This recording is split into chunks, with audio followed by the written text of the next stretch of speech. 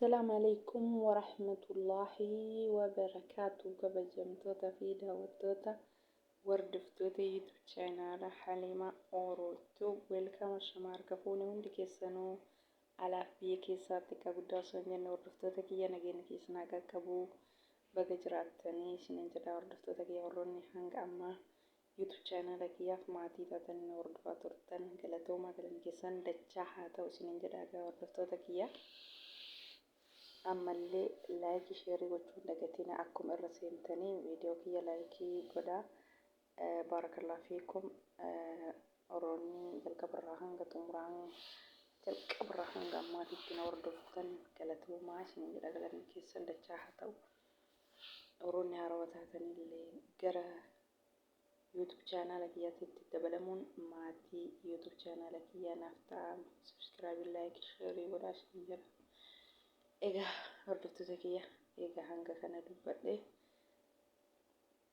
gama viidiyoo kiyya ka dhufeetittiin darbaa jechuudha. Viidiyoo waan baay'ee garaa nama nyaatu yeroo ammaa kanatti haalli jireenyaa jabaatuun kaka'e umrii kanatti isaan nama haadhateen yookaan akka hoteen taatu nama silaa namni dalagee isaan tajaajilu nama silaa namni dalagee isaan gargaaru malee nama umrii kanatti ofii dalaguu miti jechuudha. Kun martuu garaa ka'ee haala jireenyaatti rabbii waa mara haala haffisu yeroo silaa nuyi shabaabatu dadhabne dalagaa biyya namaa dadhabne yaa rabbii yoomuu keessaa gallaa jenneetiin yaaddofnaa yoomuu aara galfannaa yoomuu marahaa argannaa jennee yaaddofnaa kan biyya osoo biyya keenya dalagaan gahaan jiraatee har'a ol kaanee galla jennee kan hundi keenya yaaddofne kan hundi keenya osoo fayyaa itti dhabnu osoo dabbaramnu osoo dadhabnu osoo dalayna jechuudha.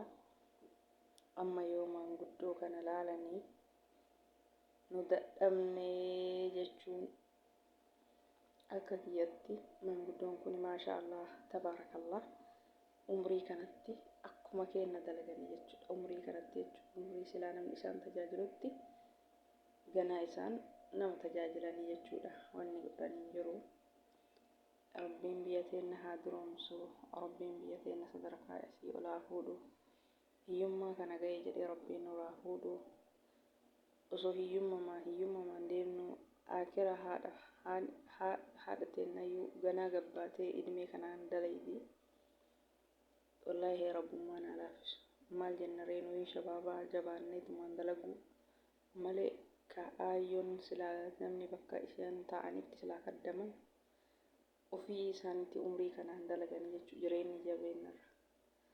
Wallaahi baay'ee nama yaachisallee inni godhan hin jiru. Walaakin alhamdulillah ala kulli haal yaa rabbi haadha abbaan keenya umrii maanguddummaatiin biyya namaa ka nama silaa shabaabatu halkanii guyyaa abiddarra oofanii namni umrii kanaan halkanii guyyaa abiddarra oofuu jaraa kana akkamitti danda'ee namni kun dalagaan nama yaachisa jechuudha. Akka shabaabaa kana namni maanguddoodha utaalee garan utaalee sini dalaguu hin danda'u. Maasha Allah tabaarakallah rabbiin maanguddoo tana rabbii aadaa muraada isaanii haa guutu, rabbi haajaa isaanii walitti haa qabuu fi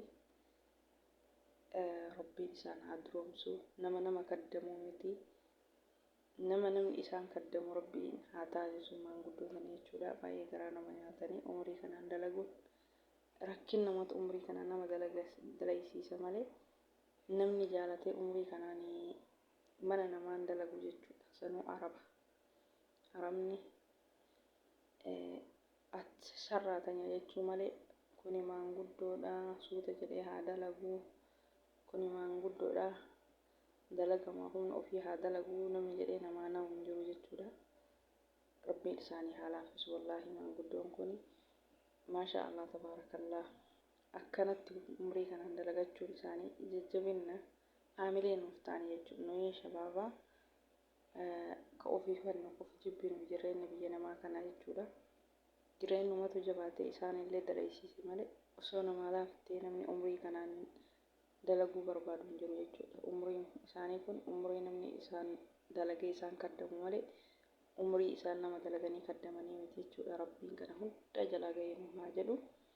Adada oollee bulluun homa arginaa jechuudha. Kan namni waan ta'u wallaalee ilmee kanaan biyyaa bahee nu waa'ee galiinsaatu akkamii yaannaan nama dhiba jechuudha. Akkamii gara biyya keenyaa galaa jechuudha. Kan maanguddoon umrii kanaan dalagan hoo maaltu nutti dhaga'amaan akka kiyyatti rabbummaan haa laaffisu. Wallaahi rabbiin haadha kenna umrii kanaan mana namaa hin dalaysiisine rabbiin isaan haa duroomsu. Rabbiin namni jaalatee miti rakkatee mana namaa dhaabata malee rabbi isaan haa duroomsu inshaallah. Rabbiin nama kaddamu miti namni isaan kaddamu rabbi isaan haa taasisu inshaallah. Rabbiin muraada isaanii haa guutu.